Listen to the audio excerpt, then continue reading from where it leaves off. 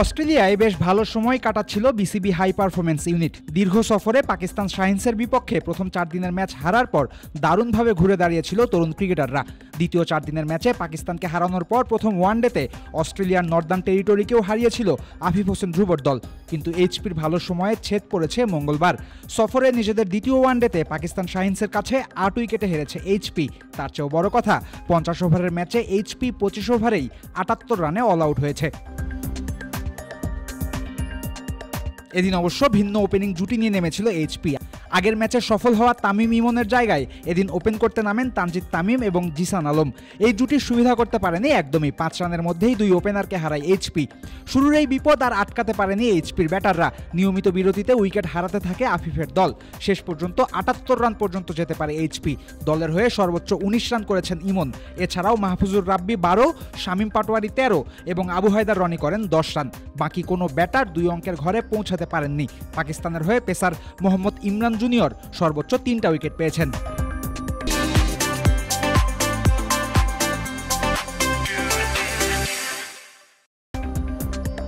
অল্প run defend করতে নেমে শুরুটা ভালোই করেছিল এইচপি।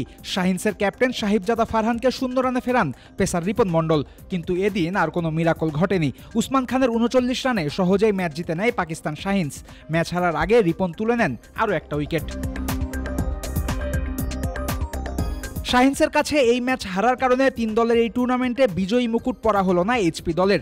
কেননা পাকিস্তান শাহিনস বিসিবি এইচপিকে হারানো ছাড়াও হারিয়েছে নর্দার্ন টেরিটরিকেও। অপরদিকে 2 ম্যাচে এইচপির জয় 1টা আর হার 1টা। অস্ট্রেলিয়া সফরের শেষ অ্যাসাইনমেন্ট হিসেবে 9 দলের একটা টি-20 টুর্নামেন্টে লড়বে এইচপি ইউনিট, যে টুর্নামেন্ট শুরু হবে 9 আগস্ট থেকে। এদিকে অস্ট্রেলিয়া থেকে 1000 মাইল দূরে বাংলাদেশেও ক্রিকেট থেকে নাই কোনো সুখবর।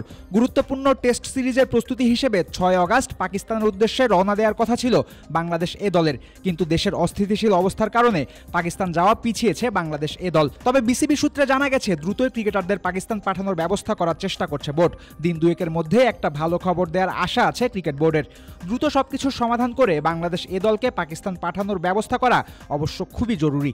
কেননা টেস্ট চ্যাম্পিয়নশিপের অংশ আসন্ন পাকিস্তান সিরিজের জন্য বাংলাদেশ এ দলের পাকিস্তান শাহিনসের বিপক্ষে 2টা 4 দিনের ম্যাচের সিরিজ অতীব গুরুত্বপূর্ণ। Faisal Habib, cricket friends.